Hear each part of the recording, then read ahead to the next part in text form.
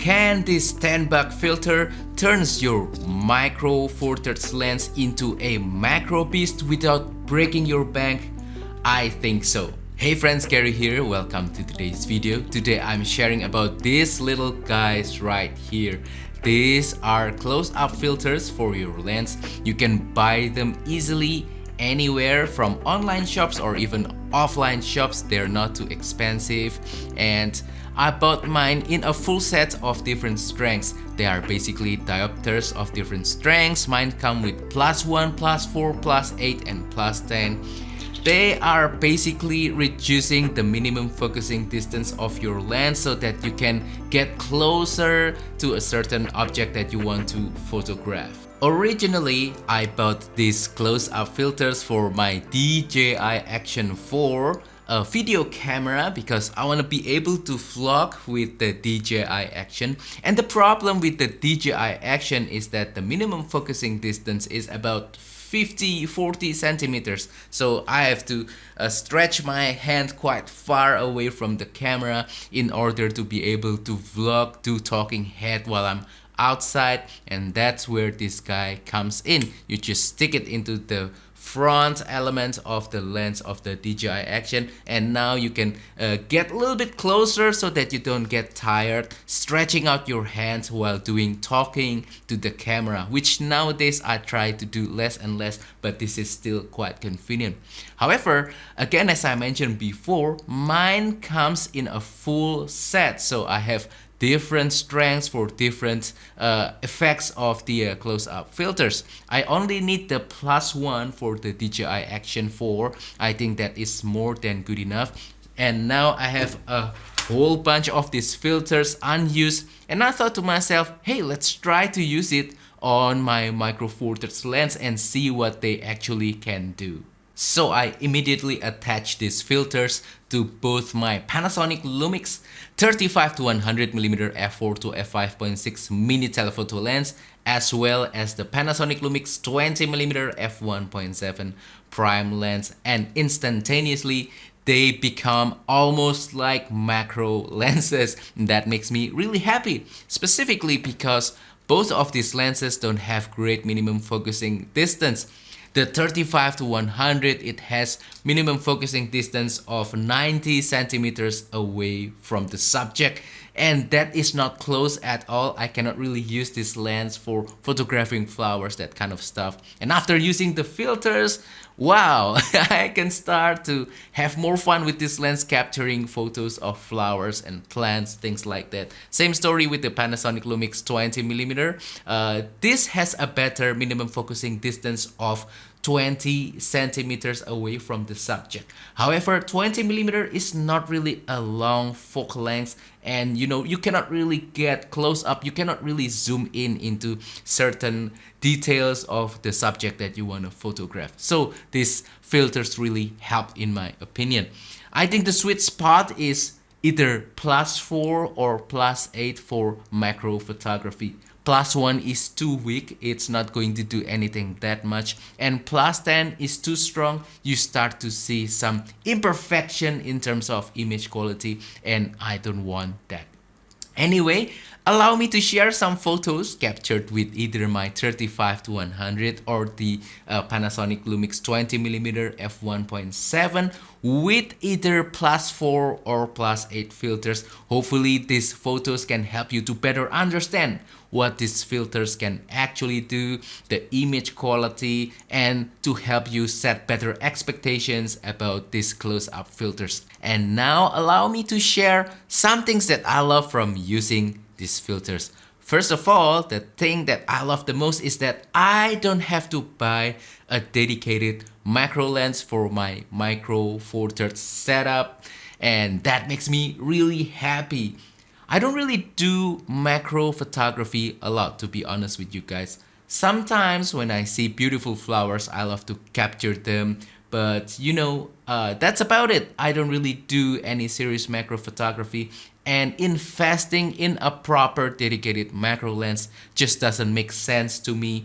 I'm not really a full-time photographer, so I don't want to spend too much money on building my kit, but I still want a little bit of versatility in my setup. I want to be able to just have something that can help me to take a little bit of macro photos, and that's where these filters really come in. It can add a lot of versatility, being able to capture macro photos without breaking the bank. I mean, these filters, they are very affordable, about 10 US dollars, and you can get a set of 4 filters of different strengths. Mine comes with the +1, +4, +8 and +10.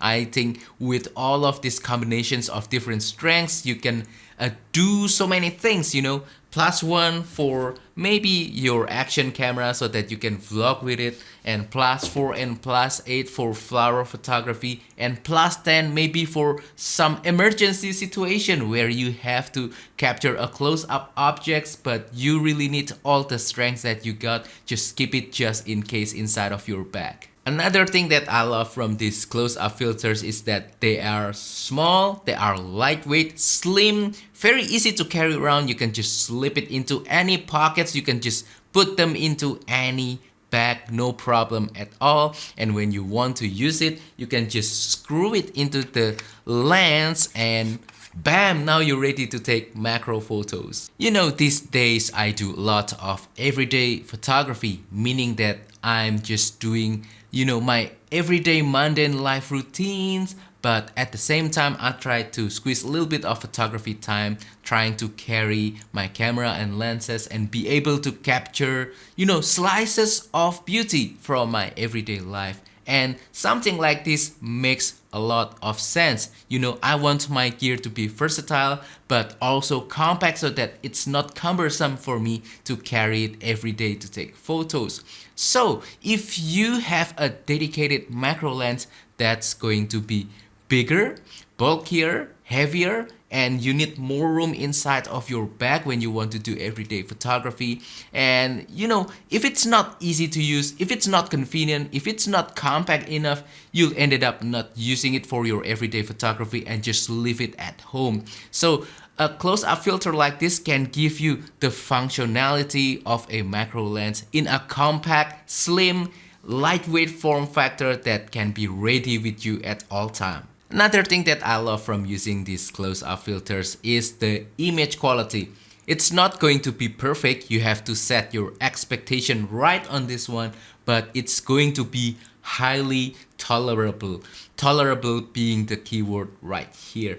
You can extract a great amount of details and sharpness out of these filters, and you can get adequate results just by using these filters instead of using a dedicated macro lens. But again, adjust your expectations. For me, macro photography is not my highest priority in my photography hobby.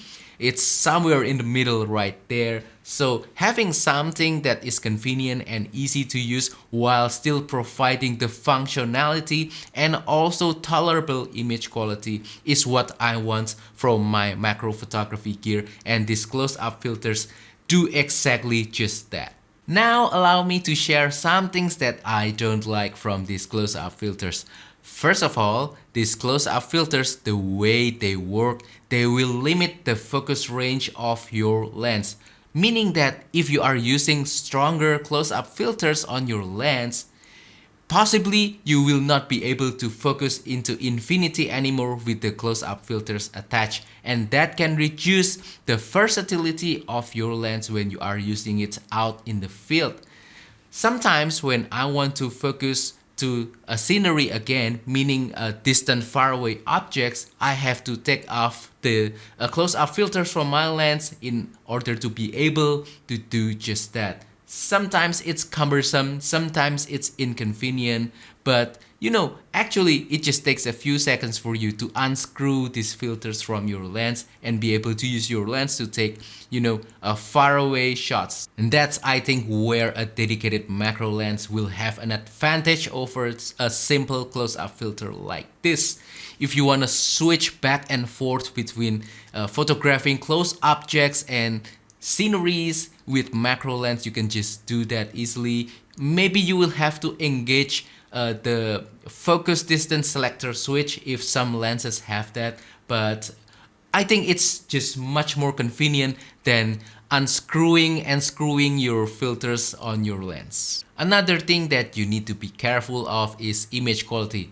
As I mentioned before, it is highly tolerable, but tolerable doesn't mean perfect. Let me explain. First of all, there will be reduction of contrast, especially if you are using stronger filters. Definitely you can see it, especially if you are shooting in RAW. Your RAW files will lose a little bit of the whites and the blacks. Nothing too crazy, you can fix it in post, no problem. But another thing that you need to be careful of is chromatic aberration, especially if you are using it for video or if you are using it on an Olympus or OM system micro four thirds camera bodies. My Panasonic Lumix micro four thirds cameras, they automatically correct for chromatic aberration on camera so that I don't have to do post-processing stuff, things like that. If you are using Olympus, be careful with the possibility of getting chromatic aberrations. Ultimately, I really enjoy using these close-up filters. I love the functionality, being able to take macro photos without a dedicated macro lens. They are very convenient to use, they're very easy to carry around, they align with my photography philosophy and also my photography needs, especially for EDC, everyday photography, where I try to, again, find slices of beauty in my everyday life. So yeah, I can recommend them if you're not really crazy into macro photography, but you wanna try to, do a little bit of flower photos, that kind of stuff, and try to be able to get closer than what you normally can do. Yeah, try these close-up filters. They won't break the bank, they are very affordable, and they can provide versatility and, more importantly, fun into your photography hobby. But anyway, that wraps up today's video about these close-up filters. Hopefully it has been interesting, entertaining, fun, and inspiring as well. But enough about me. What about you? I wanna hear from you. What gear that you usually use for macro photography? Do you use close-up filters like what I do? Or do you have a dedicated macro lens? Or maybe you have some other solutions? Share it down below on the comment section. I always love to hear your comment. I always love to learn from you. Anyway, don't forget to support my channel by liking this video, sharing this video, subscribing to my channel down below. And if you want to support my work even further, consider becoming member of my Patreon. Check out my latest travel photography course called Simplifying Travel Photography. I think you will like it. Link in the description below. Use the affiliate links or use the super thanks button to make a small donation to my channel. Thank you very much. I will see you on the next video. Goodbye.